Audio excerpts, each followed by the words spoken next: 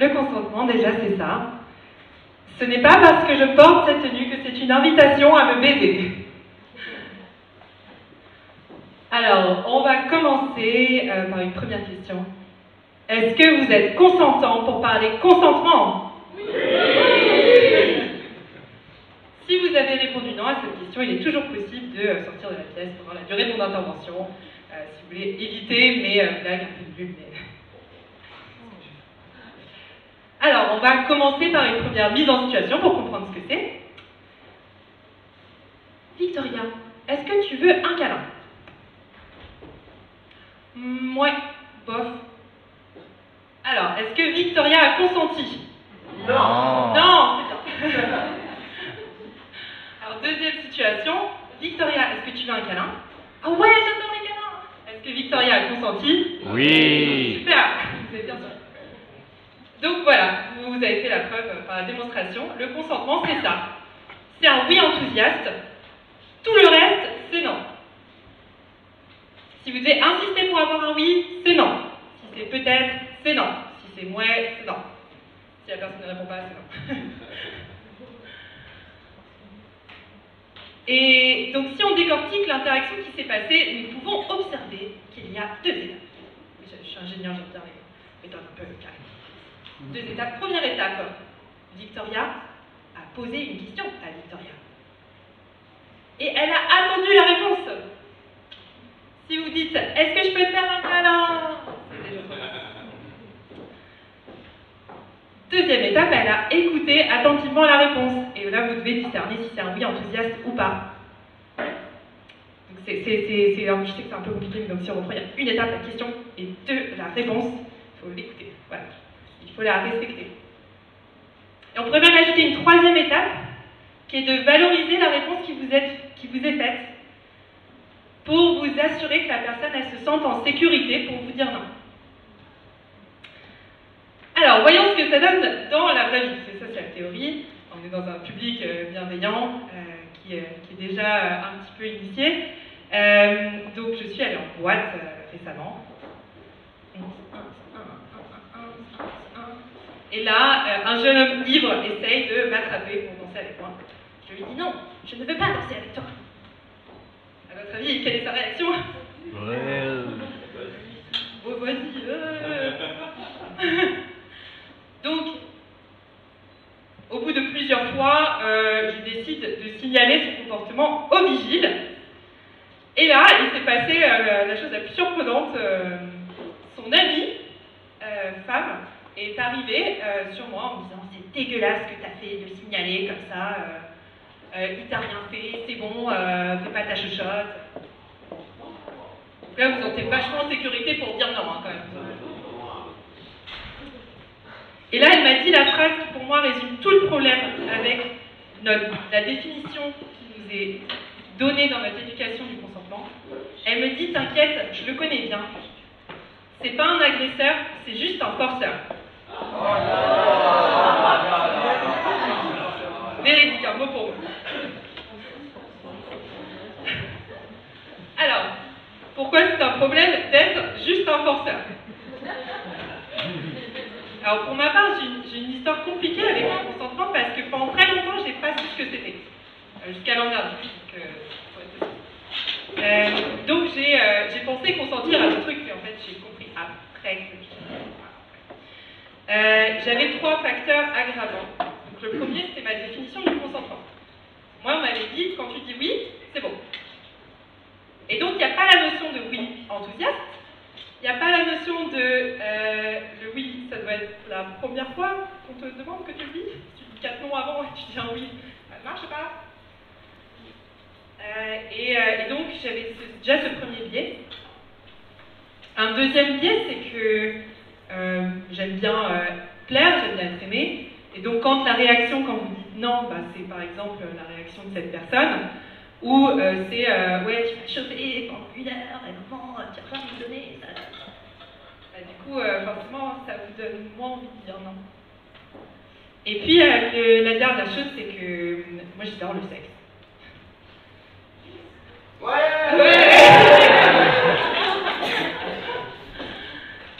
Et donc, je ne sais pas s'il y en a qui ont des peut-être des addictions comme la cigarette par exemple, ou autre.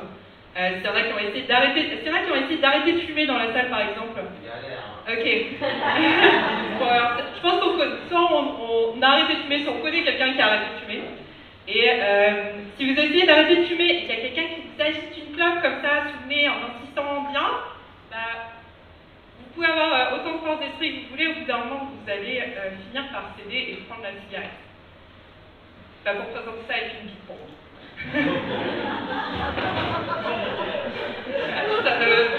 Sans ou avec, hein, ça dépend des styles de jeu que vous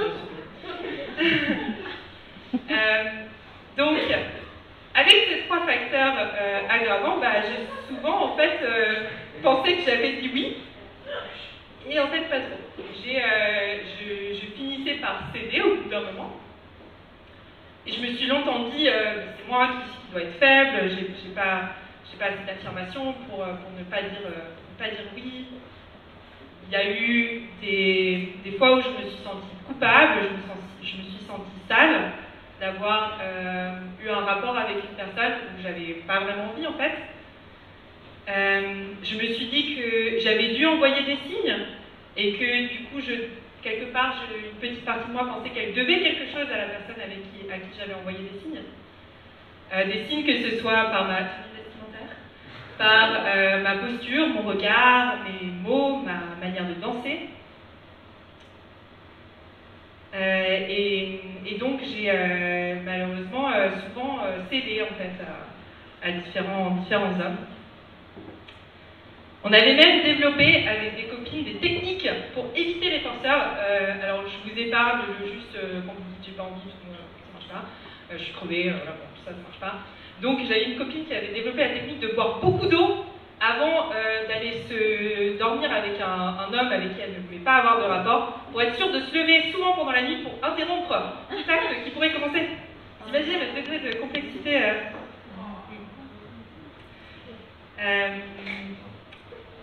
Et donc, j'ai eu la chance de rencontrer des personnes qui, heureusement, sont plus respectueuses de mon consentement. Et j'ai pris tous ces souvenirs d'hommes qui avaient forcé mon consentement. Je suis descendue dans la cave tout au fond de mon cerveau. Je suis posée là, j'ai mis plein de cadenas dessus. Je les ai bien laissés de côté pendant longtemps. Il y a quelques mois, j'ai lu une histoire qui m'a beaucoup touchée, qui s'appelle « Je t'ai écrit une lettre ». C'est une femme très courageuse qui raconte son viol. Et dans cette histoire, elle raconte que elle était ivre et elle était épuisée elle était malade de sa soirée, et qu'un homme a insisté, et au bout d'un moment, elle dit qu'elle n'avait plus la force de lui dire non, et que céder c'était plus simple que de continuer à dire non. Et il l'a violée. Et ça, malheureusement, ça résonne avec plein d'histoires que j'ai vécues. Et ça résonne avec plein d'histoires que mes amies femmes ont vécues. Et quand j'ai fini de lire ça, mes petits souvenirs là, qui étaient tout au fond de ma cave, ben, j'ai vu tous les chairs qui commençaient à lâcher, et puis je me suis retrouvée submergée d'émotions, et j'ai compris que j'avais vécu des agressions. Parce que ne pas respecter un consentement qu'on vous a donné, c'est une agression. Il faut sortir de l'idée qu'une agression, c'est quelqu'un qui se débat, qui doit appeler à l'aide. Ça peut être beaucoup plus insidieux. Merci. C'est participatif, le stand-up ici. Donc j'ai pu me pardonner grâce à ça, grâce à cette histoire. J'ai pu me pardonner. J'ai compris que c'était pas moi qui étais faible. Donc j'ai pu revivre ces moments avec un tout autre point de vue qui m'a fait beaucoup de bien. Et après encore un petit peu de chemin, j'ai même réussi à pardonner à beaucoup des hommes qui n'ont pas respecté ces consentements, parce que les modèles qu'on a et les injonctions qu'on a nous invitent en fait à insister dans tous les films, tout ça, toujours l'homme qui insiste pour avoir la femme, qui l'embrasse dans son sommeil, des trucs comme ça. Et donc je voudrais vous inviter tous et toutes à être plus, à ce qu'on soit plus collectivement attentive au consentement. Et je voudrais vous laisser sur cette phrase, parce que pour moi, il n'y a rien de plus sexy que quelqu'un qui respecte mon consentement.